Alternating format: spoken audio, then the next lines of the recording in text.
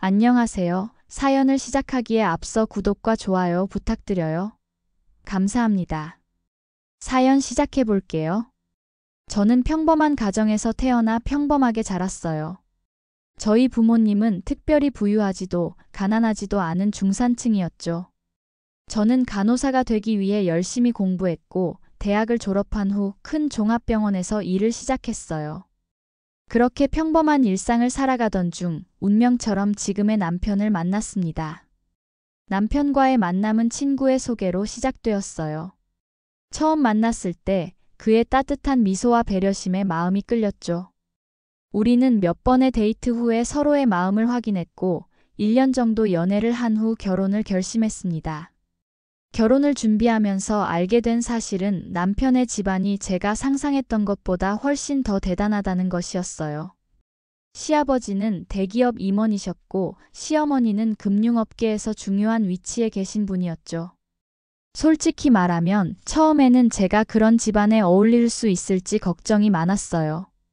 평범한 집안에서 자란 나를 그런 집안에서 인정해줄지 걱정이었죠. 걱정 많이 했어. 어머님과 아버님께서 날 며느리로 인정해 주실지. 라고 남편에게 고백했던 기억이 나요. 그러자 남편은 제 손을 꼭 잡으며 말했어요. 우리 부모님은 그런 거 안 따져.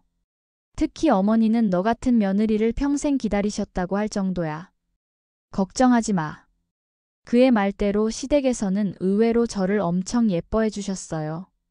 특히 시어머니는 저를 친딸처럼 아껴주셨죠. 나중에 알게 된 사실이지만 시어머니는 아들만 셋을 두셨는데 늘 딸을 갖고 싶어 하셨대요. 그래서 제가 며느리로 들어오니 집이 밝아졌다며 정말 좋아하셨어요. 우리 며느리가 오니까 이 집에 웃음이 많아졌어. 시어머니의 이런 말씀을 들을 때마다 저는 감사함을 느꼈어요. 처음 걱정했던 것과는 달리 시댁에서는 저를 가족의 일원으로 따뜻하게 맞아주셨으니까요. 결혼 후에도 저는 간호사로 계속 일했어요. 일과 가정을 병행하는 것이 쉽지는 않았지만 시어머니께서 많이 도와주셨죠. 주말에는 종종 시부모님 댁에 가서 함께 식사를 하기도 했고 명절에도 즐겁게 시간을 보냈어요. 남편도 대기업에서 열심히 일하며 승진을 거듭했고 우리의 삶은 평온했습니다. 그러던 어느 날 갑작스러운 일이 발생했어요. 시어머니께서 건강검진을 받으시던 중 추가 검사가 필요하게 돼서 긴급히 입원하게 된 거였죠. 그것도 제가 일하는 병원이었어요. 시어머니의 상태는 다행히 빠르게 안정을 찾았고 이틀 정도 입원 후 퇴원을 앞두고 있었습니다. 퇴원 당일 저는 평소와 같이 병동에서 근무하고 있었어요. 사실 우리 병동에는 제가 정말 껄끄럽게 생각하는 수간호사가 있었습니다. 수간호사는 40대 중반의 나이에 병원에서 꽤 오랜 경력을 가진 분이었죠. 하지만 그녀는 늘 젊은 간호사들을 엄격하게, 때로는 지나치게 혹독하게 대했어요. 특히 저에게는 유난히 더 까다로웠습니다. 정 간호사, 이건 뭐예요? 환자 차트 기록을 이렇게 대충 하면 어떡해요? 다시 하세요. 정 간호사, 약물 준비가 왜 이렇게 늦어요? 환자가 기다리고 있잖아요. 이런 질책은 일상이었어요. 때로는 제가 실수를 하지 않았음에도 불구하고 꾸중을 듣는 경우도 있었죠. 다른 간호사들도 수간호사의 성격을 알고 있었지만 모두 참고 견디는 수밖에 없었어요. 병원 내에서 그녀의 권한은 상당했으니까요. 병동 내에서는 수간호사에 대한 소문이 많았어요.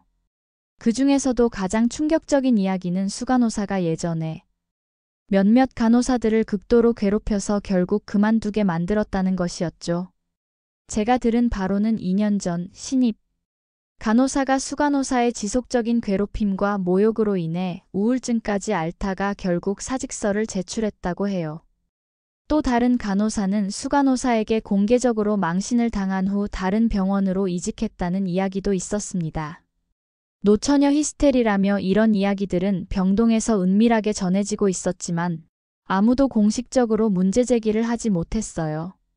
수간호사는 병원 내에서 강력한 인맥을 가지고 있었고 그녀를 상대로 한 불만 제기는 오히려 자신에게 불이익으로 돌아올 수 있다고 모두들 두려워했으니까요. 퇴원 당일 아침 저는 평소보다 더 분주했어요.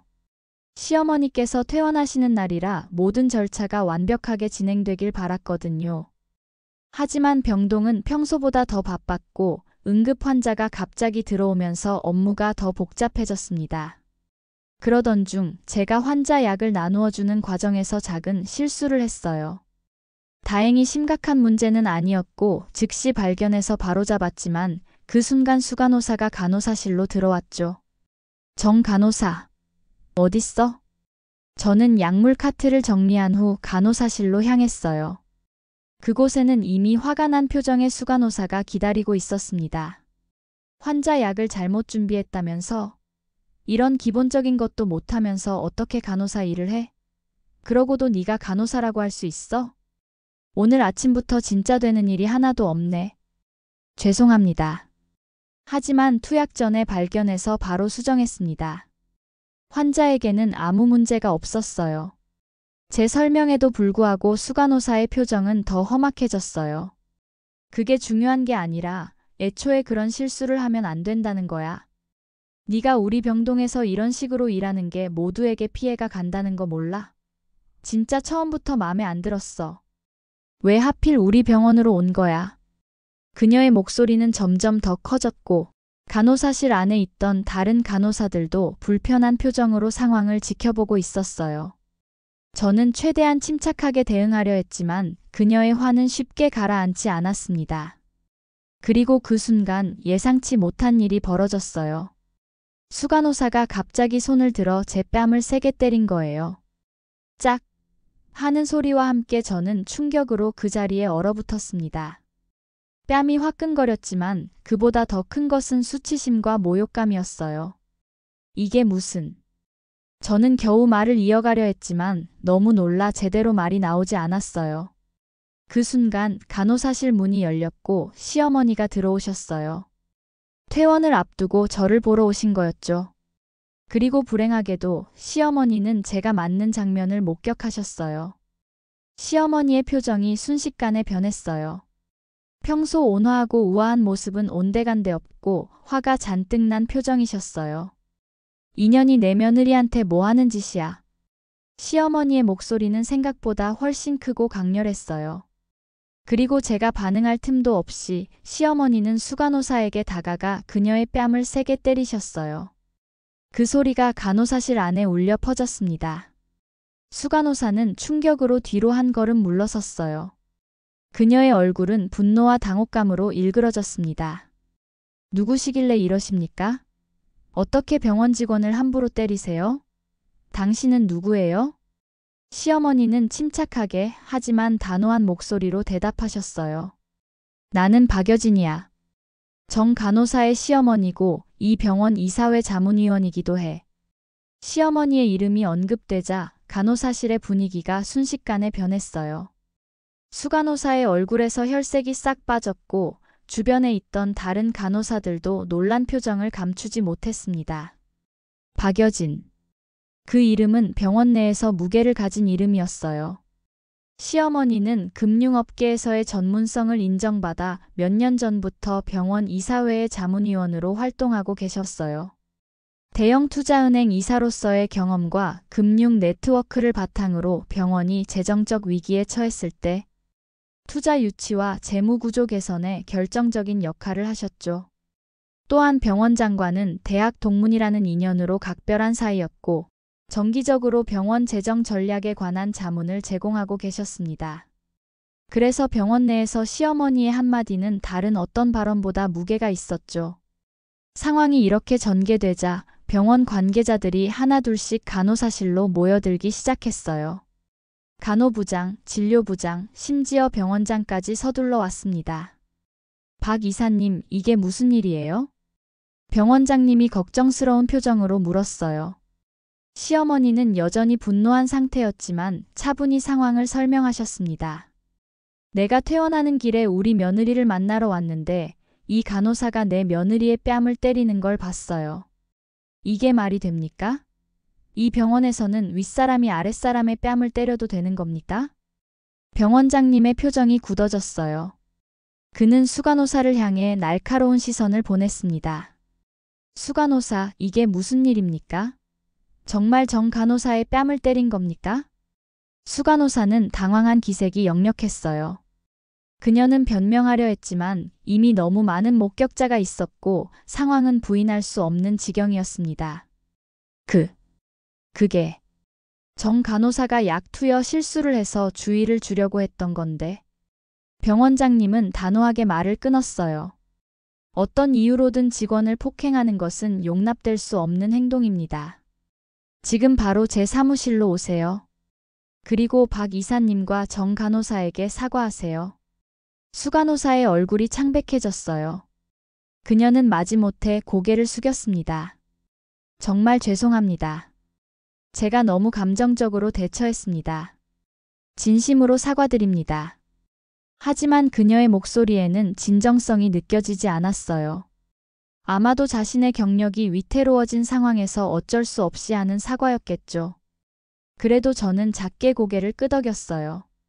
이 상황이 더 악화되는 것은 원치 않았으니까요.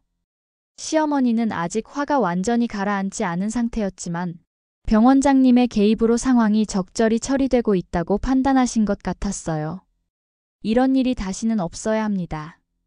직원들 간의 존중과 예의는 환자 케어만큼이나 중요하지 않습니까? 병원장님은 깊이 고개를 숙였어요. 물론입니다, 박 이사님. 이번 일은 철저히 조사하고 적절한 조치를 취하겠습니다. 정말 죄송합니다. 그 후 수 간호사는 병원장님과 함께 자리를 떠났고 간호부장이 남아 상황을 수습했어요. 저는 아직도 충격에서 완전히 벗어나지 못한 상태였지만 시어머니께서 제 손을 꼭 잡아주셨죠. 괜찮니? 많이 놀랐지? 저는 겨우 미소를 지으며 대답했어요. 네, 괜찮아요. 시어머니는 제 어깨를 부드럽게 감싸 안으셨어요. 우리 며느리가 이런 대우를 받다니. 내가 정말 화가 나서 그만 손이 먼저 나갔네. 미안하구나. 내가 더 일찍 왔어야 했는데. 저는 고개를 저었어요. 그날 저녁 우리 가족은 시부모님 댁에서 함께 식사를 했어요. 남편과 시아버지도 병원에서 있었던 일을 듣고 놀라워했죠. 시아버지는 조용히 듣고 계시다가 말씀하셨어요. 우리 며느리가 그런 일을 겪다니. 그래도 당신이 나서줬다니 다행이야. 시어머니는 미소를 지으셨어요. 당연한 거죠. 누구 며느리인데요. 누구도 우리 며느리를 함부로 대할 수 없어. 그 말씀에 저는 눈시울이 붉어졌어요. 결혼 전에 가졌던 걱정이 얼마나 헛된 것이었는지 다시 한번 느꼈습니다. 다음 날 병원에 출근했을 때는 분위기가 완전히 달라져 있었어요. 수 간호사는 당분간 휴가를 냈다는 소식이 들렸고 간호부장이 직접 저를 찾아와 사과했습니다. 정 간호사, 정말 미안해요. 이런 일이 있었는데 몰랐다니. 앞으로는 절대 이런 일이 없도록 할게요. 힘든 일이 있으면 이야기해요. 저는 감사하다고 말했지만 한편으로는 복잡한 감정이 들었어요. 사실 시어머니의 위치 때문에 이런 특별 대우를 받는 것이 아닐까 불편하기도 했으니까요. 하지만 그것은 또 다른 문제였고 적어도 이제는 수 간호사의 부당한 대우에서 벗어날 수 있게 되었다는 사실이 위안이 되었습니다. 몇 주 후 수 간호사는 다른 병동으로 이동하게 되었어요. 그리고 우리 병동에는 훨씬 더 합리적이고 존중하는 방식으로 일을 이끄는 새로운 수 간호사가 왔습니다. 병원의 분위기도 조금씩 변화하기 시작했어요. 상하 관계에서의 존중과 커뮤니케이션의 중요성이 더욱 강조되었고 간호사들을 위한 스트레스 관리 프로그램도 새롭게 도입되었습니다. 시어머니는 이 모든 변화의 중심에 있었어요. 시어머니는 병원 이사회에서 의료진의 근무 환경 개선을 적극적으로 주장하셨고 특히 간호사들의 처우 개선에 큰 관심을 기울이셨습니다. 저는 시어머니의 그런 모습을 보며 더욱 존경하게 되었어요. 어머님, 정말 감사해요. 덕분에 병원이 많이 달라졌어요. 시어머니는 담담하게 대답하셨어요. 난 그저 옳은 일을 한 것뿐이야. 사람은 어떤 위치에 있든 존중받아야 하는 거야. 특히 너처럼 환자들을 위해 헌신하는 간호사들은 더욱 그래야지. 그 일이 있은 후로 저는 더 이상 시댁과의 관계를 걱정하지 않게 되었어요. 저희 가족은 더욱 끈끈하게 연결되었고 시어머니와 저는 마치 친모녀처럼 가까워졌습니다. 시어머니는 종종 저에게 이렇게 말씀하셨어요. 내가 내 나이 때는 너처럼 당당하지 못했어. 너를 보면서 나도 많이 배우고 있단다. 그 말씀이 저에게는 큰 힘이 되었어요. 저는 간호사로서의 일에 더욱 자부심을 갖게 되었고 병원에서도 점점 인정받기 시작했습니다. 가끔은 그날 병원에서 있었던 일을 생각하면 아직도 가슴이 두근거려요. 그때 시어머니가 나타나지 않았다면 제 간호사 생활은 어떻게 되었을까요? 아마도 계속해서 부당한 대우를 받으며 힘들게 지냈을지도 모릅니다.